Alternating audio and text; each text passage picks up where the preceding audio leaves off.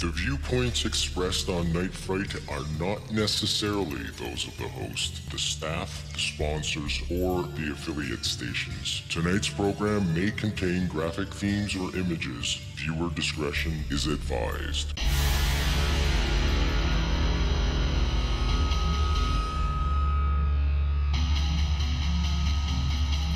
There is a time for question. There is a time for answers. There is a time to challenge. There is a time to speculate. There is a time for change. There is a time for truth. The time is now.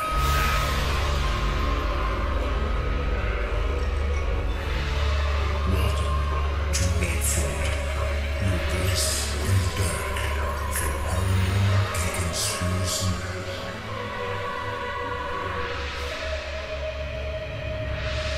And now your host, Brent Holland.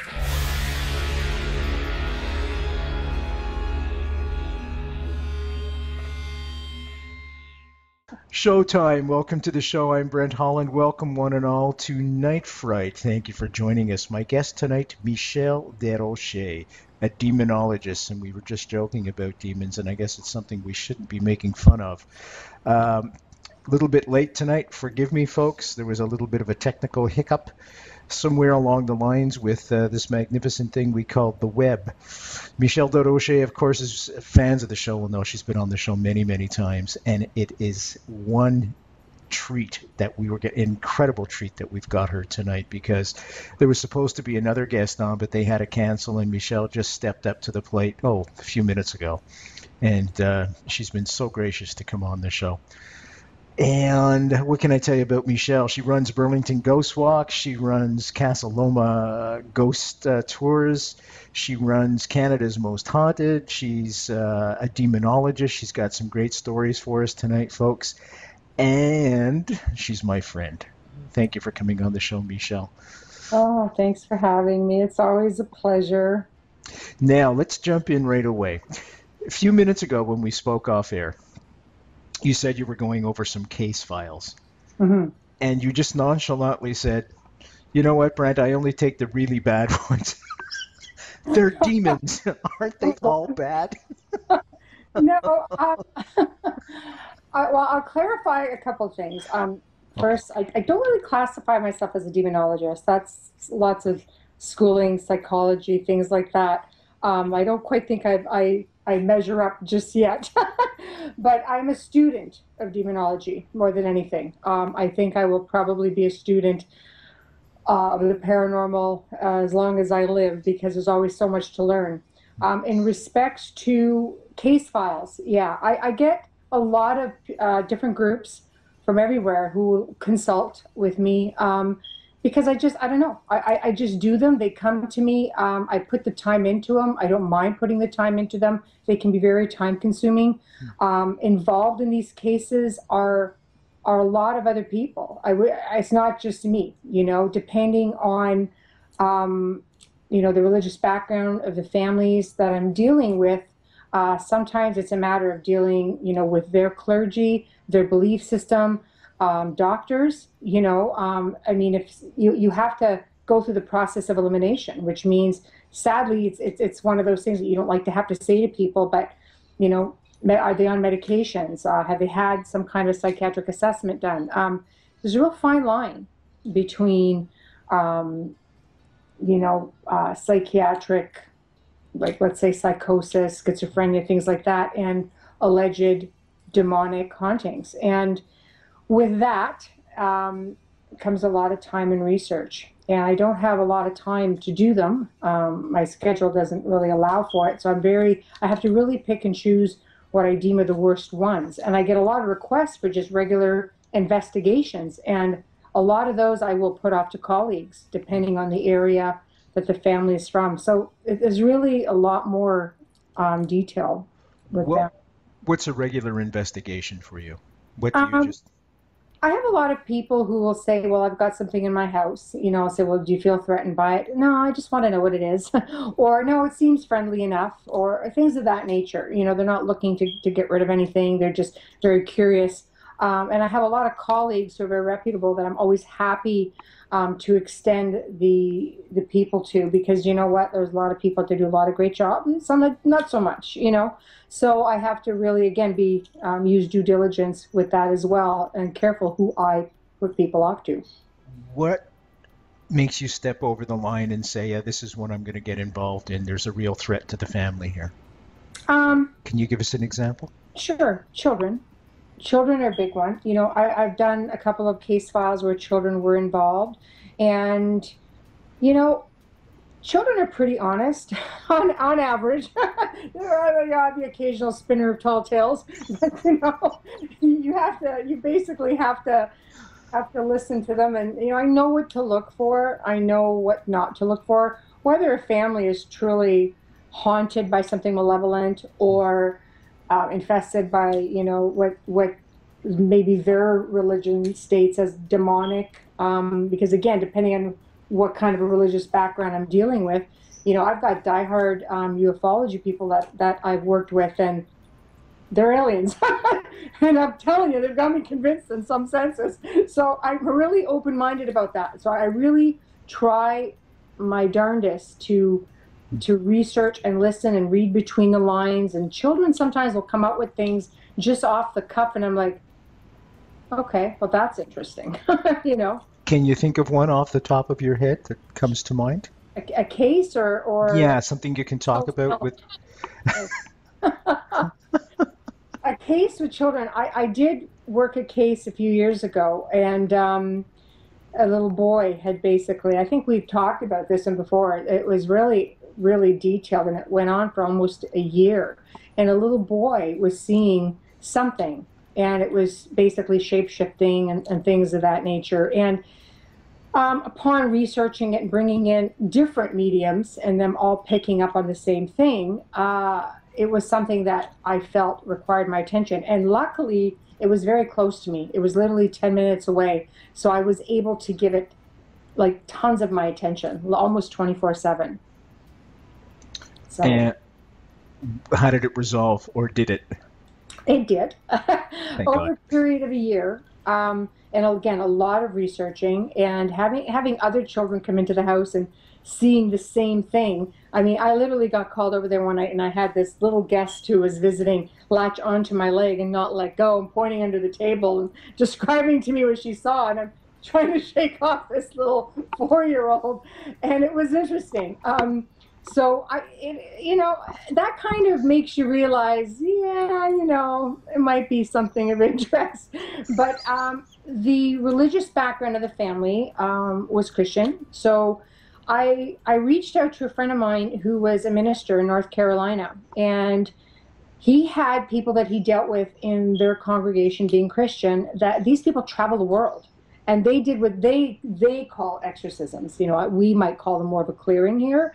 But we waited, like they were like Africa forever. And we waited, and we got them. And they came in probably a week before Christmas, and came in and cleared the house like without any issues at all. It was amazing. And I mean, I got some of the best recordings out of this house. It was just phenomenal.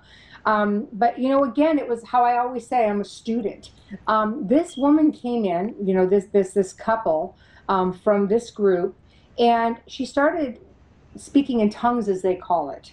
I mean, to me, I'm just sitting there going, oh my goodness, this sounds like gibberish. But believe me, what I do, nothing phases me. So I listened and I learned.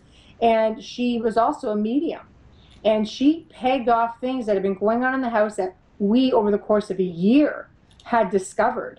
And in this process, one of the mediums involved, who was in the Guelph area, which is, my God, that's 45 minutes away, his place had gotten infested and things were happening to him.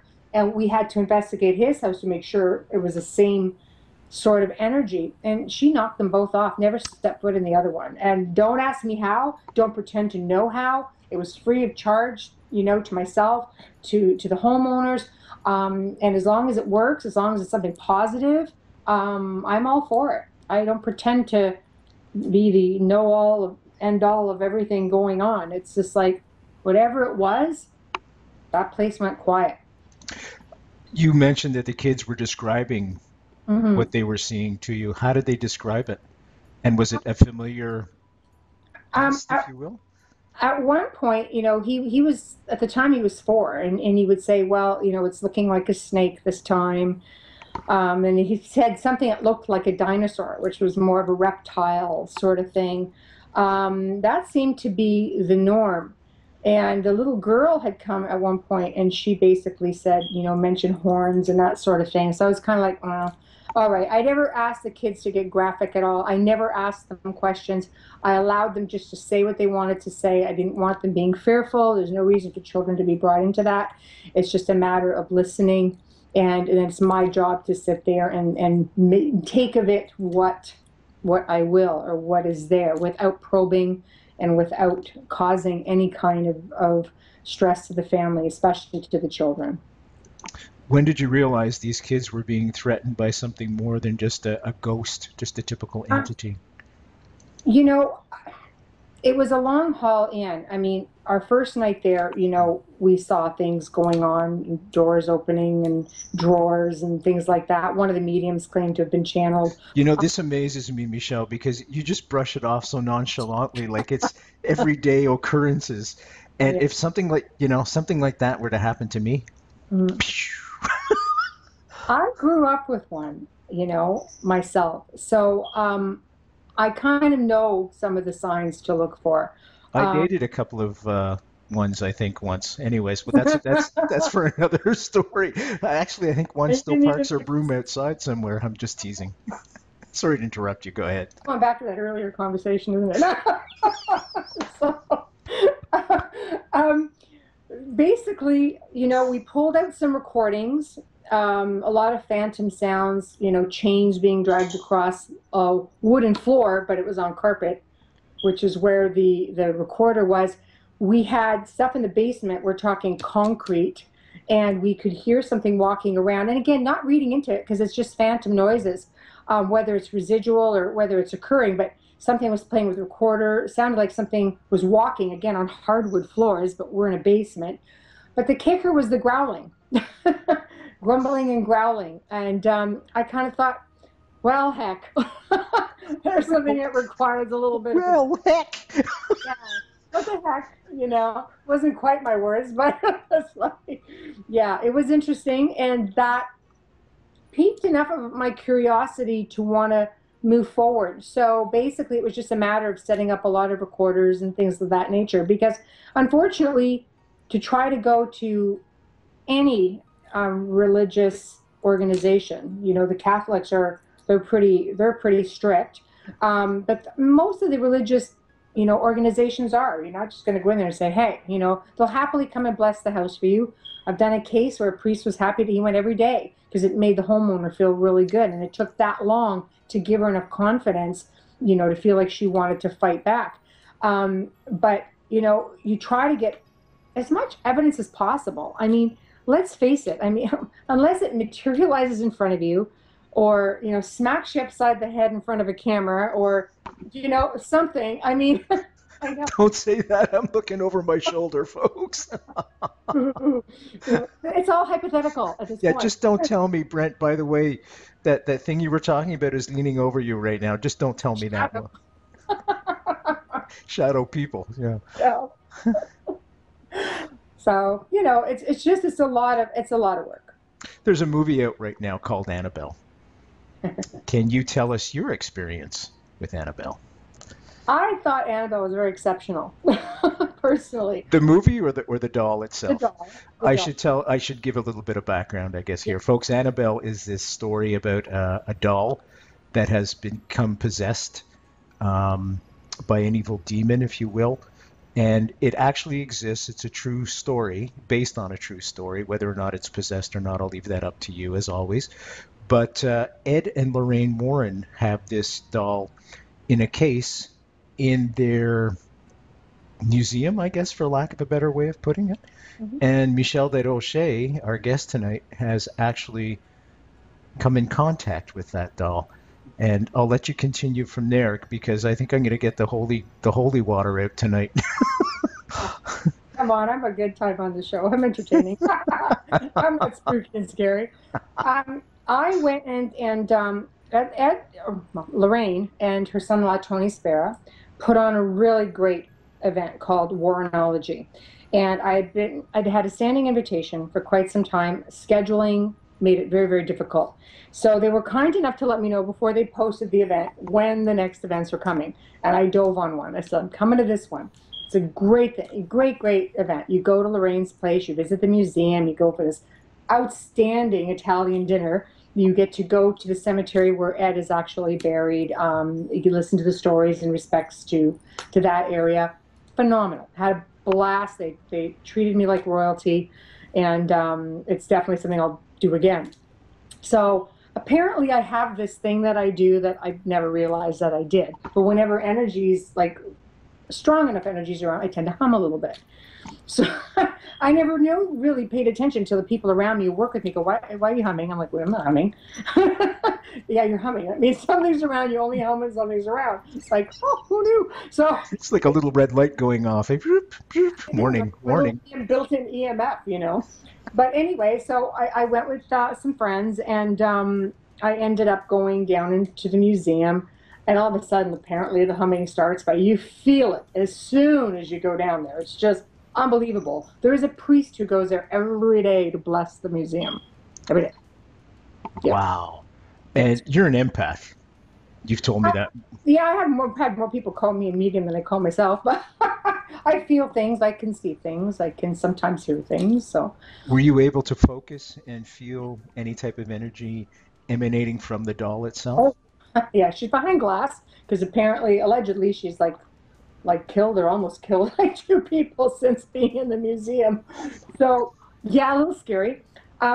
But I remember basically going, towards her, being very, very drawn to her. And she's a Raggedy Ann doll. She's not the doll you see in the movie. She's quite exceptional. And there's definitely is a very strong presence. And I say that because, I was standing there looking at her, and, I had people taking photos, and I hear this voice, and it kind of says, pick me up. And I'm going, can't pick you up. He goes, oh, you can. It's kind of like this. And I'm going, no, I can, but if I do, Lorraine will kick my ass. so it's not even an option. It's small but mean, right? So anyway, I kind of giggled to myself, very, very drawn to her. It's a very, very strong energy. As I proceeded to walk away, I went to look at the display beside her. A photograph was captured. Now, bear in mind, Annabelle has button eyes. And when you look at the picture, and it was many different angles were shot to try to recreate it, and could not recreate it. But it looked like the eyes had shifted to where I was. Like there was like white, half moons almost. And I'm pretty diligent in scientific going, okay, lighting. I mean, it's really dark in there. You're using the flash. But then again, you've got to get through the glass that she's behind. There was just different. So I showed it to Tony. And that's Lorraine's son-in-law. He manages everything for her. And basically, he looked at that. He goes, it's only happened one other time with another guest. And he goes, it just goes to prove to me that she's still very active in there. And I thought, very cool. I was quite. Very cool. Oh, how lucky for you. Oh no, it didn't bother me at all. I'd have picked her up. Somebody let me. Really? So how would you protect yourself from, I don't know, from her trying to enter your body or something? No, am I full of nonsense there? No, it's not full of nonsense. I'm just very well protected. My guides are very, very strong. I've had a lot of readings done with, various medium friends who, the one thing that keeps coming up from my guides is that I'm not a very good listener, and I make them work extra hard, apparently. So that keeps coming up in my readings. You don't listen, and you make us work very hard. It's like, sorry. So. Wait, I've heard that before, too. Remember that broom thing I was mentioning? Never mind. Folks, Michelle Desroachers is joining us tonight. Michelle, how do I describe you in one word? I can't say demonologist anymore. What should I say? You know what? I just really consider myself a researcher, like many. You know, my area of choice just happens to be malevolent hauntings and I guess the study of demonology. Do you think your guides choose you or kind of push you towards helping people? In other words, these things fall across your lap not by accident, but by synchronicity? It's possible. I would think my guides think I'm a bit of a dumbass, so they're kind of like, you know, stop it, knock it off, don't go like throwing caution to the wind. I've had that come up also in numerous readings. I think I took 2 years off, probably about 3 years ago. I had a really huge caseload, and after doing some of the readings, I went and spent some time in Lilydale and did a little bit of work with John Holland, who's one of my most, you know, favorite mediums. He's just exceptional. No relation, folks, but we're going to tell some stories after, if that's okay with Michelle. Oh, sure, sure. Okay. And I basically just, again, through learning over there with some of the mediums there and working with other mediums that I'm friends with, that they were concerned that they were just, I guess, the darkness was just kind of enveloping me a little bit too much. I was just leaning, you know, a little bit towards it too much because it was just everywhere I looked. Like it was just, I had so many on the go. I had probably had about 4 on the go at the time. And that's really a lot considering you look at how time consuming that they are, and you're on call 24/7 for families. Like when something happens at 2, 3 in the morning, the phone is always on. When I take a call, I'm always there. And I was just getting really exhausted, and their concern was that these things were just getting a little too close to me, a little too comfortable. So I took 2 years off. And my one guide is very, very serious, you know, and I always tend to joke around a little bit with my guides as they come through, and not much of a sense of humor. So I realized, okay, I think I'm just making that one work extra hard, and he's not too happy about it. So I did take some time off, and they really wanted me to work more in the light. So I did. I spent more time doing light work, and I just found within myself that I was gifted with an ability, whatever that may be, to be able to do these cases with a little bit more ease than many. I've had, you know, a lot of researchers contact me and said, hey, you know, we're good with ghost investigations, but this is a little bit outside of our realm. And I work with amazing people, you know. I mean, I work with we have a shaman that I deal with, amazing mediums, you know, like. If you want to drop their names, that's completely okay. It's up to you. Yeah, it's all on my website. Like the series, you can go in there. It's all part of the Canada's Most Haunted team, canadasmosthaunted.com, and you just go under and look under staff, and you'll see we've got, you know, shaman on call. We've got, you know, like a couple of mediums there, and they're good at what they do, you know, and it's a joint effort. It's not just me going in there and waving a wand. It's just me going in there. I'm really just kind of in the forefront, like taking it for the team, so to speak, because I seem to be able to take it pretty well. And I've learned enough over the years that I can at least deal with the family, you know, took a counseling course just so I know how to properly communicate with people, go through the proper channels, and basically just treat people with dignity, because whether they are haunted or not, something is leading them to believe that they are. And they deserve to be treated with respect, not to be laughed at. You know, it's more than, a team is more than just somebody going in there with cameras and recorders. And it's about looking at the people. Like, we have a level of a hierarchy that we work on in our company, because we are like fully fledged company. I mean, I'm insured to go into your house. I am, you know, and so are my people, my staff.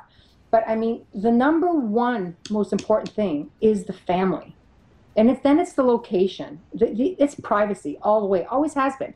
You've never seen a case file on my site. You never will see a case file on my site. And I did that long before the privacy laws became an issue. I mean, if there's a public place on there that wanted promoting, no problem.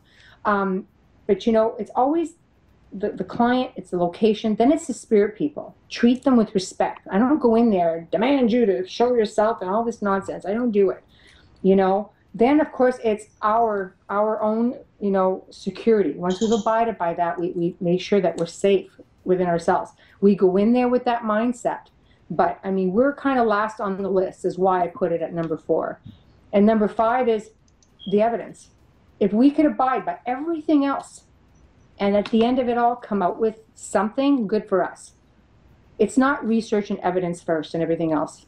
You know, it doesn't work like that with us. Never has been, and it's why we've done really well, I think, with our clients. I mean, our clients have become lifelong friends to this point. From the time we've met them to now, we're in touch, and we have good rapport. www.nightfrightshow.com, folks. There you will find Michelle's website link. Just click on that and that'll take you right to her website. She's a wonderful person, folks. She also has a Facebook page you can join. Canada's Most Haunted, is that correct? There's 3. There's Canada's Most Haunted, the official page. There's Canada's Most Haunted Media. That's more the group page. And then there's Burlington Ghost Walks. There you go. And little old me. She's very, very active, and no pun intended. I just realized what I just said. Have you ever been fooled? Have you ever been fooled by a ghost pretending to be more than a ghost, a malevolent demon, perhaps? Sure. And vice versa. Have I been fooled? I think my abilities kind of, you know, don't allow that to happen per se, but they're masters at that, you know, at the manipulation game. I've got one voice recording where I'm on the phone with the owner of a house, and this voice recording comes through, and he's kind of growly, but then all of a sudden he goes into being this little girl. He sings like this little girl. I've got a couple like that. I've got one where this little thing is growling and talking, and that was left on my voicemail. I kid you not. I've sent these off. I've had them tested. I don't just take anything for granted, you know. I don't just, it is what it is. It's not. I send stuff out. I'm probably my own biggest skeptic in respects to the things that I come across. But that's healthy, I think. Yeah, it's a good balance, for sure, you know. Anyway, this thing is growling and talking and whispering, and all of a sudden it starts speaking like a little girl again. And it's just going like, Mary, Mary, just like this. Then it goes, like it's like a 4-minute recording that was left on my phone. And I was like, come on. So, you know, it's interesting. What do you make of that? Were they warning you? Was the demon warning? Is it multiple demons in a case like that, or is it a singular? Well, they say when one comes, others will come. But with this particular location, it was quite a few years ago.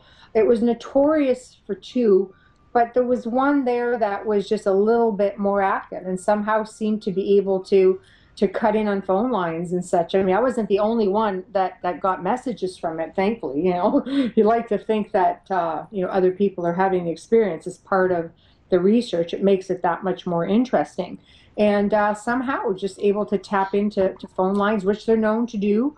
You know, I've had, I mean, long before I even got into any of this, I had a friend pass away, and she left a message on my answering machine, the good old-fashioned tapes, and, you know, it happens.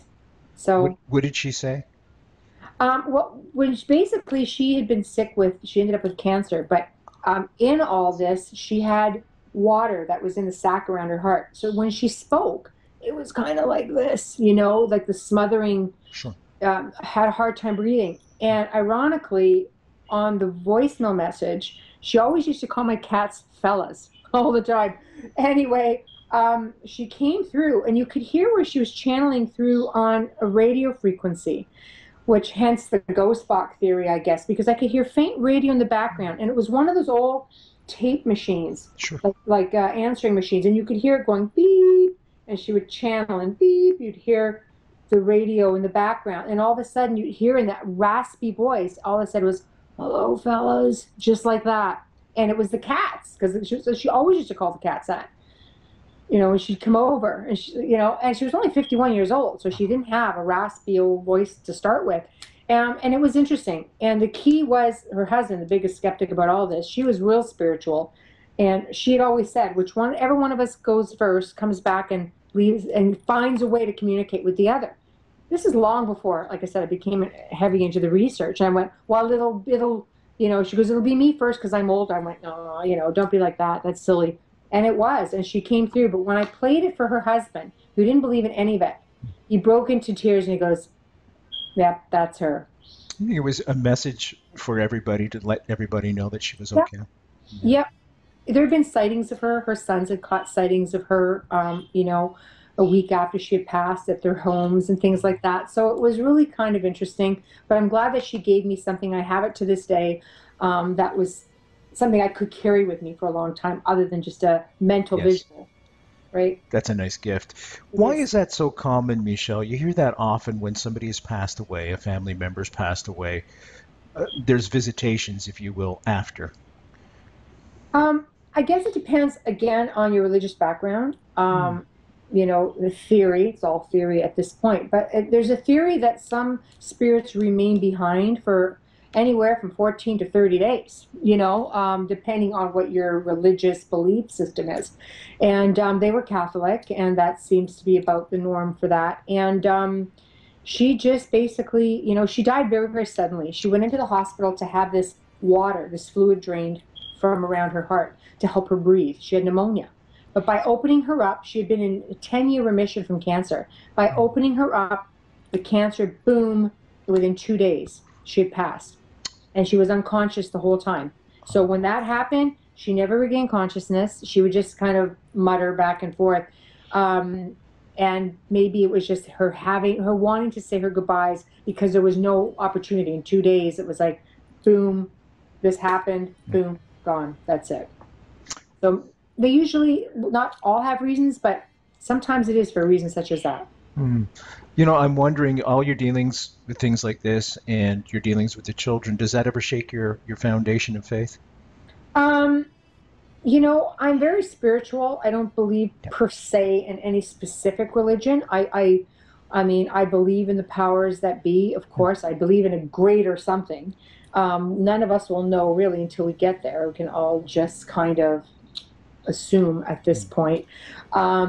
But I definitely know that I've had something saving my bacon all this time. It's not all my good nature and sense of humor. So with that said, I know there is something greater. What that greater is, I don't know. Do I have faith? Yeah, I'm pretty spiritual. I do have faith in that. And I know that I am well protected. And I never go through a ritual of protection, and I've had people say, oh, that's really silly. But I'm just like, it's whatever works for you. For me, I don't feel I need to go through that whole process because I always have that faith in my spiritual entourage, so to speak. I know they're there. I feel them there all the time. I go into a place where the back of my neck, the hair on my neck kind of goes, ooh, that doesn't feel too good. I know I always have spirit people that have my back, always. And it's never let me down, never had a problem. Never had a problem. The JFK Assassination, the definitive book by Brent, Holland. From inside the Oval Office to Daily Plaza, first-person witness accounts. Order yours right now. nightfrightshow.com. I heard an announcement about noontime on CBS television that the president had been shot. And I knew right away that the president was probably dead. And I knew that the Secret Service did not react. And when I saw all of the cover-ups that were going on after the assassination, I had a decision to make. So I'm standing there with the washroom secured, and he's walking towards me. Mr. Bolden, he said, has there ever been a Negro Secret Service agent assigned to the White House detail in Washington, D.C.? Well, Jacqueline Kennedy was going for a little swim in the ocean. And I saw her out of the corner of my eye. We were sitting there on one of the guard posts under an umbrella and a table, and when she came out from between, looked like some trees, and she says, will you watch Caroline while I take a swim? Whoever assassinated the president knew that removing Kennedy from the presidency of the United States would serve a greater purpose. And I think that purpose now is being revealed in this day and in this time. They disliked him because of what happened in the Bay of Pigs. They disliked him because of his stand on civil rights. They disliked him for his religion. There were just so many things that they disliked President Kennedy for. If someone tried to assassinate President Kennedy, I wouldn't protect him. And this was one of the more experienced agents on the detail. And he slid forward on the couch a little bit and he says, "You're a nigger. You were born a nigger. You're gonna die a nigger, and you'll never be anything else but a nigger, so act like one." Now, such racism did not belong in the Secret Service. The Secret Service sat on much of this information and did not pass it on to the advanced detail in Dallas, Texas. And this permitted Kennedy to walk into a blind trap. I have given 50 years of my life fighting to bring justice and the truth out about who assassinated our president.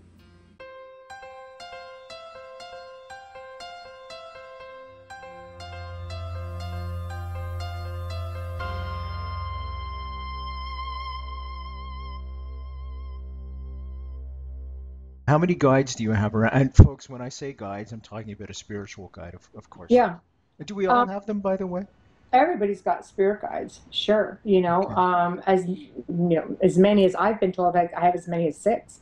Wow. They've been named, and I have Are they past relatives that have passed on, or? none. No, my grandfather's very instrumental, though, in coming forward to communicate with me when I do readings. He's the one that comes out in the forefront. He kind of comes from my psychic family. He was the medium himself, and as were, you know, those before him, so to speak, and very instrumental. And he will move aside instantly to let somebody else come through. I've got a couple people, I'm told, from past lives that have repeatedly come up in some of my readings. But then I've got my guides. And the one guide that I have has never been part of this earthly realm, apparently. And not much of a sense of humor either. But he's, you know, but he's there. He's a diehard. And he's just very, very on guard. But my grandfather, even though he isn't officially a guide, technically, he does watch out for me. Did you ever sit in on any readings with your grandfather when he did them? My grandfather never did readings. He was just very medium. I mean, whenever somebody... Cool thing about my grandfather was, I remember hearing a story where my grandfather, they had an island up in Lake Wanapitei, up north, which you probably know. Yeah, near Sudbury, folks. Exactly. Yeah. And they had The an Suds, island baby. up there. And he would go up there sometimes for a month at a time. And during this time, his brother had passed. And he basically came home after a month. And my grandmother says, "I have news for you." He goes, "Oh, I know. My brother died." He came and he said goodbye. He would be visited by the dead on a regular basis. So I think it was just something, even growing up, that was kept very, very quiet, like the family secret. It's not like it is now, where, you know, everybody speaks so freely of it. Now it's just, wasn't like that back then. Yeah, it was really, people were really ostracized, weren't they? Oh my goodness, even, when I was growing up, it was just something that was like, no, you just keep that to yourself. Meanwhile, I'd have friends come over and things would go flying across, you know, the bedroom. It would be like, "What is nothing?" You know, I didn't see it. You're not supposed to talk about it, right? What was that? I didn't see that. Were you crazy? You know, yeah. When you say a reading, do you do seances as well?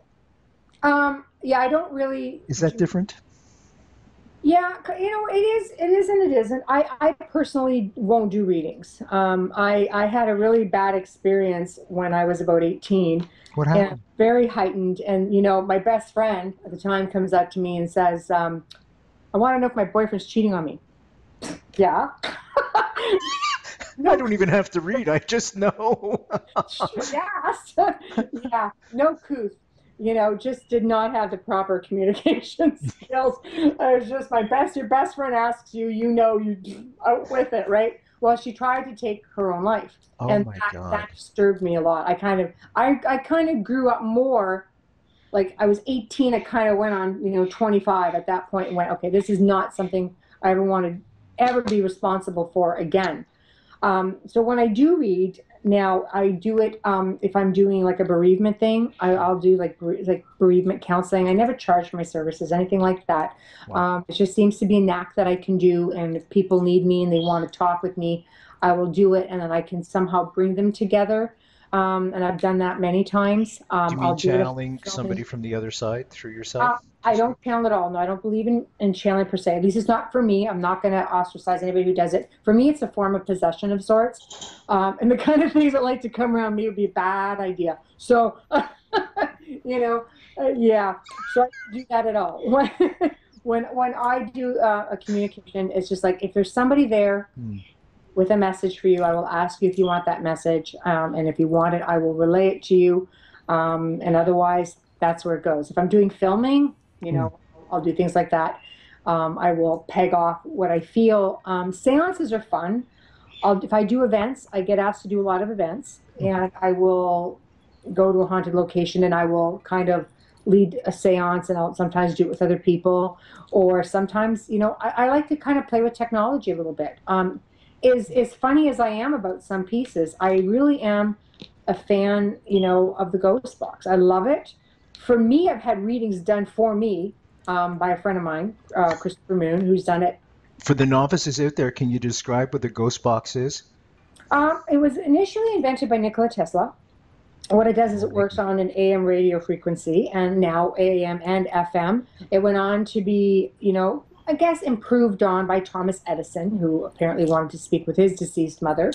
Frank Sumption, a few years back, is the one who, he's deceased now as well over the last couple of months, sadly. But he basically reinvented the box. He did not do it for ghosts. He did it for aliens, to communicate with aliens. He strong believer in ufology, and he had a lot of success with it. Sorry? I didn't know that one. Yeah. Thank you for that. Okay. Yeah. Oh, I'd spoken with, Frank, like a few times. We kind of chatted. He was very eccentric, very, very sweet. And one of his dearest friends is one of my dearest friends. So I've gotten to learn a little bit more about where he was coming from with it all. And, out of all the readings that I've had, the ones that were used with the ghost box, when I first met Chris Moon, it was controversial. I didn't know what to make of the whole ghost box thing. But after I had gotten one reading in specific, I went to Lilydale, and I got a reading there right after. We're talking within a week. I guess it's kind of like the researcher in me. Do this. Then I went to Lilydale. That medium validated 90% of what was in my reading with Chris. Then and extra stuff. So I came back and I phoned Chris. This is like another reading. So he nailed everything else that she got. It went full circle. I went, okay, you know what? It's a controversial thing. The paranormal is controversial. All of it. There's not a piece of equipment out there, aside from your own good old common sense, that's not going to be controversial in one form or another. I know that for me, it was unbelievable.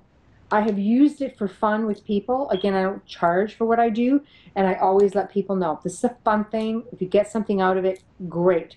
I've done it. I've been asked to do it on radio shows, where, I'm doing a radio show with a medium and the thing's going off, and it's pegging off things from listeners, from people who are listening. And I'm just kind of going, they're listening. They're not even like near me. And I'm just going, we had one who started speaking in native tongues, and what he was saying, there was a native gentleman listening. He goes, that's my grandfather, that's his voice, and this is stuff he validated that I would know. I'm going, who knew? Who knew? Wow. Wow. So it's controversial. I love it. I like to play around with seances a little bit with that, bring in a little bit of technology, and I find most times I do it at this manor house in Niagara Falls that belongs to a good friend of mine, Wayne Mallows, and it's a haunted bed and breakfast, so people get to go and experience a lot of this stuff. And I've been asked to do little communications there. And I've done it. And you find the spirits of the house come, they'll come through and speak, and we know who they are, so they'll validate different things. We always ask for validations. And on more than one occasion, spirits from the people that we're sitting with, their entourage is coming through. One girl, it was her best friend who died like 3 years ago. And she asked for him, and all of a sudden she goes, that was his voice. And it was a car accident. She goes, are you okay? He goes, yeah, I'm good. But it was in his voice. like when you hit on a spirit voice, you know, because I mean, it's controversial because it's always grabbing bits and pieces of radio and stuff like that. But when you hit on a spirit voice, all of a sudden, all that white noise and the radio sound is gone. It goes silent and the voice comes through. That's when I'm like, okay, I might fall for that. I believe I'm my biggest skeptic. I'm always trying to debunk myself. Believe me, I don't need people out there trying to do it for me because I'm one of the worst for doing it to myself. But if it leaves me with a question mark, I'm like, all right. Michelle, does it take a lot for them to manifest like that? Especially apparitions, you know, you always hear somebody sees an apparition. Does it take a lot for the ghost to manifest themselves into our realm visually? Apparently it does. According to many mediums, it takes so much energy for them to be able to manifest. I did a lot of researching, you know, spend time at the library. Yes, I do frequent the library on occasion. It's not all internet. I don't believe everything I see and read on the internet. You know, I will go pick up a book and I will do it the old-fashioned way. But anything that I have kind of researched in respects to even that sort of thing, manifestation, and people say, well, ghosts can't hurt you. I'm thinking, well, objects can kind of go airborne, and if you get cuffed upside the grape with that, it's going to hurt.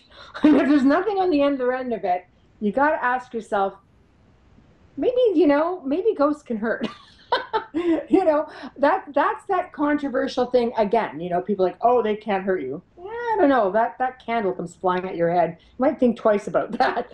People have reported being shoved down the stairs, hands on the back. They feel the pressure. I don't know. Again, you know, yeah, I believe it's happened. There's been too many people, too many incidences and reports of people being scratched or pushed and pulled and shoved and pinched. I think that I don't believe it's all like poltergeist where we self-manifest. You know what I mean? I agree. There's something there, isn't there? There's something there for sure. Yeah. You know, I know that it is said that allegedly anything that can lift a large piece of furniture is usually of a demonic sense. I didn't know that.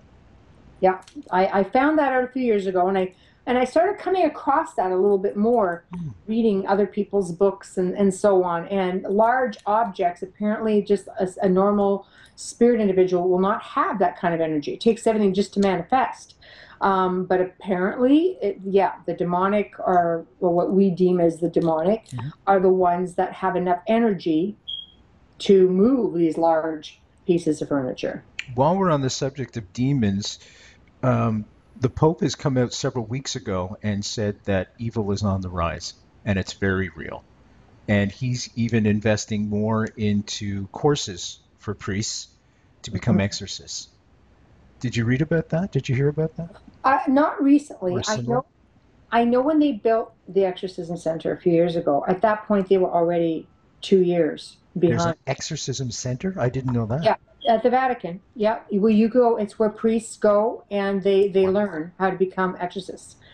And at the time, apparently, from what I read, is that they were backed up 2 years, and they went in and they did this, you know, this course, I guess, and then they get sent off, and this is the stuff that they tackle. And apparently now they're even more backed up, even though there are more and more priests coming forward to take up the challenge. Again, I mean, the Catholics they're strict, but you know, like, it's hard to maybe necessarily get them to believe, but in the same respect, that's a good thing as well, that you need to have that much more evidence to be able to present. And they will have, they want more psychiatric assessments. And, you know, I did one case, I mean, the family was already one step ahead of me. They'd gotten 2 psychiatric assessments. And with permission, I agreed to take it on with permission of their doctor. And when their doctor said, you know what, as long as she doesn't go off the medication, which wasn't working for her, the medication was not working for her at all, but he said, as long as they don't go off, I'm happy to explore different things. I did a TV show where a psychologist had basically been asked to contribute, you know, to the show with his thoughts on what people like me do. And he goes, you know what? He goes, it's all part of a belief system. If somebody believes this and this person can come in and give some kind of relief, as long as the person is still working with their medical practitioners, which is always something I had done anyway. Is be under the care of your doctor, psychiatric assessments, preferably two, and then we go from there. And the problem got solved, and the priest got in there, and a woman had cleared the house, and she did okay. That's incredible. So it resolved the problem and everything's okay. Now, what I find a juxtaposition is, as we were talking about mental health and things like that, the Vatican is increasing exorcism. Yeah. And yet in 2014, soon to be 2015, we're looking at mental health all that much more. And you think the two would be at opposite ends of the spectrum, but it seems they're not, are they? How many people back in the day maybe that did have demonic issues were thrown in an asylum and nothing worked because maybe they really were having a real issue, and vice versa, but I think the world is not in a good place. Agreed. On average. And with the internet, it has opened up avenues for people to be educated. They don't just take the word of the church or their religious, organization. They want real answers. They're not just going to take their word for it. Some will. But now they have the ability to go on and look for themselves. And I think that faith is faltering where it maybe should be strengthened. I think it's been tested so much. People losing their houses, people losing loved ones, war. Oh my goodness. It's been unbelievable. And I think with that, people losing faith, maybe they're making themselves targets by doing that. Do you think it's all part and parcel to a grander scheme, if you will, by the devil, Satan? Again, it depends on what your religious belief is. If you follow the Book of Revelations, right, when it finds peace, then that the second coming is there because the Antichrist is the one that is supposed to bring peace to Israel, and that means we only have one more pope to go. If you believe in all of that, anything is possible. I've had conspiracy theorists. I love getting into conversations with them. Because they're like, well, these things have been in place. The Revelations, the Book of Revelations. How do we know that the church and the government did not base everything that's going on because they follow the Book of Revelations? Well, if this is supposed to happen, we're going to make this happen, and we're going to time it just right. There is so much out there, you could drive yourself mad trying to think about it. I just feel that in the people that I deal with and people that I meet in everyday life, through events and our tours and so on, and messages that people send me, I get lots and lots of messages, and it takes me a while, but I do try to get back to everybody. A lot of it is just faith. It's just life is hard right now.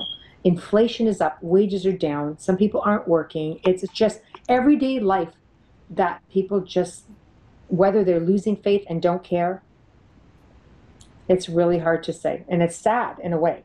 But I know I've spoken with a lot of mediums, and a lot of them seem to think that the veil, per se, is on the verge of collapsing if it already hasn't, hence why spirit activity is up. Wow. It's a theory, and I'm like, well, it's a good theory. I love theories. I do. I love theories. It's so fun to explore them. Paranormal research, you may never know 100%. Anything definitive may never happen in my lifetime. But it's chasing it. That's so exciting. Research. Right? Well, for you, for me, it just scares the bejesus out of me. I'll be quite honest, folks. I'm a big sissy when it comes to this stuff. I tell this story all the time. I was down in Dallas last year. It was because of the JFK thing I do and all that. I was friends with Ted Sorensen, JFK's speechwriter, and I'm not dropping a name. I'm just giving context real quickly. Sure. I was the only Canadian in Dallas, yakking away and speaking at the memorial, 50th memorial. And I was in this old hotel called the Adolphus Hotel, which goes back about 100 years. And the young lady who was working the audiovisual stuff for the conference came and said, there's supposed to be ghosts on the 18th floor. So I grabbed my camera. We both go up. And I'm a skeptic, right? I mean, nothing has ever happened to me, folks. I'll be quite honest. I keep looking in the sky for a UFO or something weird, nothing. Anyways, sure enough, I'm there. If there's any ghosts here, please say hello. So nothing happens. And I go back. I'm going to fast forward very quickly. I get back to Kingston. I open up the camera. I'm going through the footage. And all of a sudden, I see this spot where I say, if anybody's out there, please say hello. And I hear, hello. That was it. I turned it off and I just bolted. I haven't opened it since, once, to show a friend. That's awesome. Awesome. It is. It's great. Right. It scared the hell out of me. I couldn't deny it. It's right here in my face. So I'm in awe of folks like you that go around and do this, and especially help the kids out and stuff like that. Do you think the world is out of balance, badly out of balance right now? We were talking about geopolitical things, and, we look at ISIS. God love the Canadian soldier that just died yesterday. Some wacko said, in the name of Allah, and ran him down. There's a perversion going on that I think we haven't seen since the 30s. I think that is the greater evil. People who are doing things in the name of religion. I mean, I'm very spiritual, and I have my own mixed feelings on religion per se. But I come across spirits where the fear of God literally was put into them. Back in the day, my goodness, religion ruled. And because of that, there are spirits who would rather be grounded here than take a chance on going to the dark side by crossing, because it was instilled into them, you do this, you're going straight to hell. Well, they believed it back then. Okay. And I think people who do things in the name of religion, and they've been doing it through the beginning of time, just like Templars and, and the raids and countless people who were killed, war, all of it, all the way into modern day in the name of religion. Well, that's an issue. Yeah, and to say, it's the evil's on the rise. Yeah, in the name of religion. Yeah. I think more people have been killed in the name of God than anything else. We're coming up to break right now.